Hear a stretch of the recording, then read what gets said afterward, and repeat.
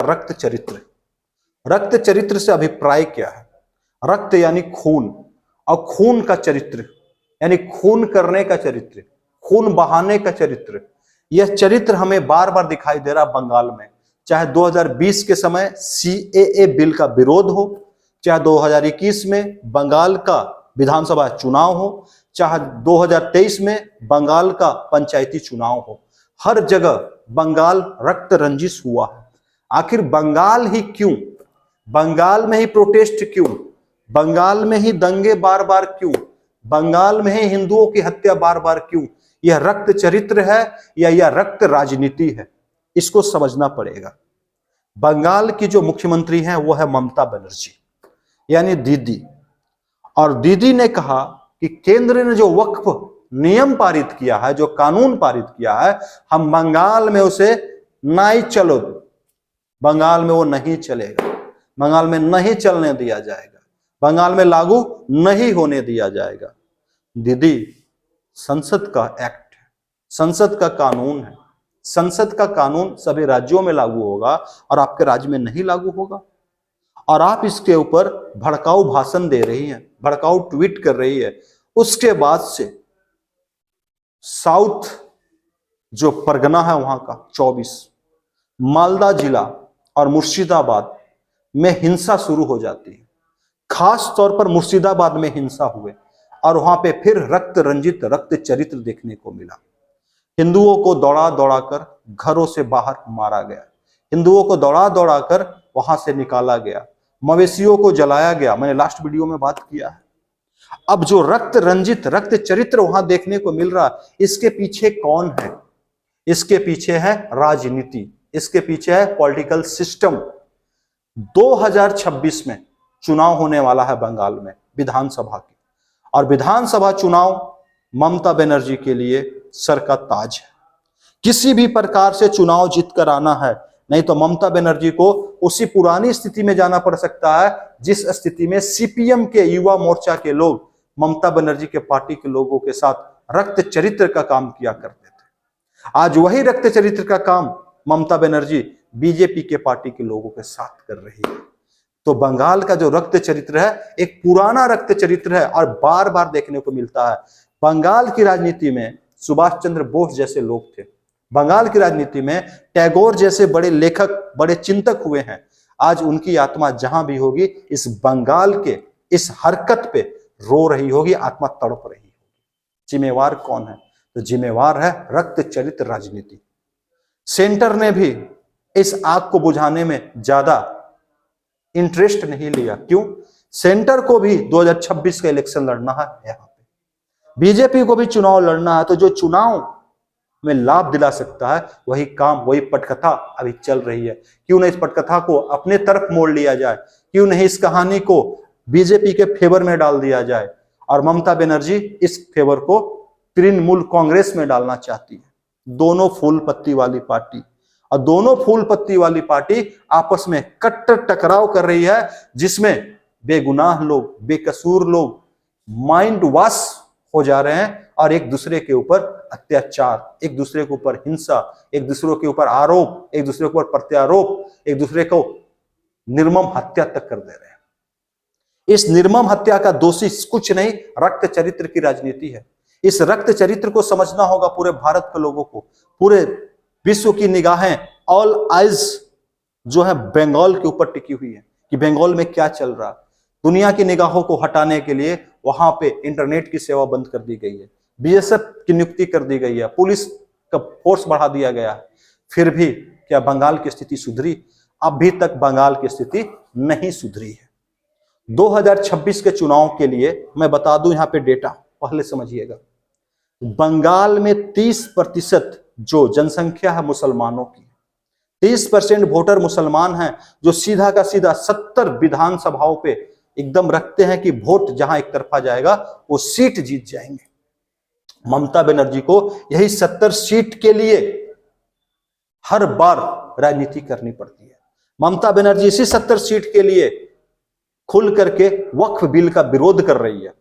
वक्फ bill को शायद ममता बनर्जी ठीक से समझ भी नहीं पाई है। वक्फ बिल है क्या? वक्फ बिल गरीब मुसलमानों के हितों की रक्षा करने के लिए लाया गया बिल है। हालांकि कुछ त्रुटियां हैं, उसको सुधार करने की भी आवश्यकता महसूस होती है।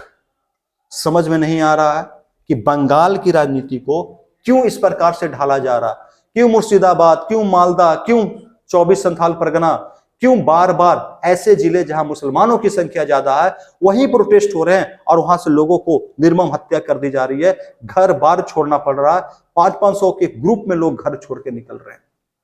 अब इसको सोशल मीडिया पे कश्मीरी पंडितों के पलायन से जोड़ा जा रहा, इसे कई राज्यों से जोड़ा जा रहा।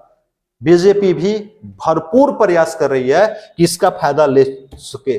शुभेंदु अधिकारी बीजेपी के बड़े नेता हैं, उनके ट्वीट को देखिए, उनके वीडियोज को देखिए, पूरी तरह से लग गए हैं किस प्रकार से इस मुद्दे को बीजेपी के झोली में डाल दिया जाए, किस प्रकार से बीजेपी 2026 में अच्छा प्रदर्शन कर सके। पूरा का पूरा एक सिस्टम पूरा लगा हुआ है। हालांकि यहां मैं बीजेपी को ज्यादा दोष नहीं दूंगा, यहां पे मौका दिया है ममता बनर्जी ने, यहां पे मौका दिया है दीदी ने। दीदी इस प्रकार की राजनीति, रक्त चरित्र की राजनीति भारत जैसे महान देश में शोभा नहीं देती। भारत जैसे एकता वाले देश में इस प्रकार की राजनीति शोभा नहीं देती। मैं ज्यादा सोचता नहीं हूं इस सब के बारे में, लेकिन जब सोचता हूं दीदी तो समझ में आता है कि ये जो राजनीति है, जो कम पढ़े लिखे लोग हैं, जो कम पैसे वाले लोग हैं, जिनको कुछ नहीं पता किस बिल में क्या लिखा हुआ, किस एक्ट में क्या लिखा हुआ, भारत का संविधान उसके प्रति क्या बोलता है, बस उनको एक हवा दे दो। कहा जाता है कि सिलेबस के साथ पढ़ाई जोड़ो। जब तक इस्लामिक लोगों को, जब तक हिंदू लोगों को, सभी को पूरी तरह से पढ़ाई नहीं दिया जाएगा, शिक्षा नहीं दिया जाएगा, दंगे आम तौर पर होते रहेंगे। दंगे होने का सबसे बड़ा कारण है अशिक्षा, और भारत में सबसे ज्यादा अशिक्षा अगर कहीं है तो अगर आप डेटा देख ले तो आपको दिखाई देगा जो इस्लामिक मानने वाले लोग हैं उनमें शिक्षा का जो परसेंटेज है सबसे कम दिखाई पड़ रहा है। तो जो लोग शिक्षित नहीं हैं, चाहे वो हिंदू धर्म के हो चाहे इस्लामिक धर्म को, उनको बढ़िया से टारगेटेड वे में माइंड वॉश करके ऐसे काम में लगाया जा सकता है। और बांग्लादेश की जो राजनीति है वो भी मुर्शिदाबाद में हावी होती है, क्योंकि लगभग लोग वही हैं जो बांग्लादेश छोड़कर 1971 के पास भारत में घुसे, बांग्लादेश छोड़कर बीच बीच में रिफ्यूजी के रूप में भारत में घुसते रहे। आज छोटे मोटे मुखिया के साइन से, छोटे मोटे पुलिस वाले की मिली भगत से उन्होंने भारत की रेसिडेंसी, भारत में नागरिकता तक हासिल कर लिया। यह है रक्त चरित्र की राजनीति। और वहां की सरकार, वहां की मुख्यमंत्री जो भी रहा हो, आंख बंद करके हर चीज को देखते आ रही है।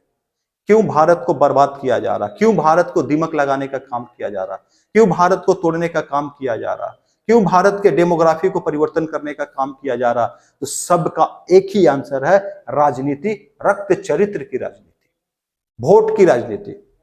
लेकिन ममता दीदी भूल गई। इस बार बंगाल का जो घटना है, बंगाल के तमाम जिलों में इस घटना का असर पहुंच चुका है। तमाम हिंदुओं को बीजेपी लुभाने का भी प्रयास कर रही है और उम्मीद किया जा रहा है कि बंगाल के विधानसभा चुनाव में अगर हिंदुओं का वोट इकट्ठा हो गया, एक साथ पड़ गया, तो ममता बनर्जी उस मैप पे नजर नहीं आएंगी जिस मैप पे अभी वो मुख्यमंत्री बनकर बैठी हुई है।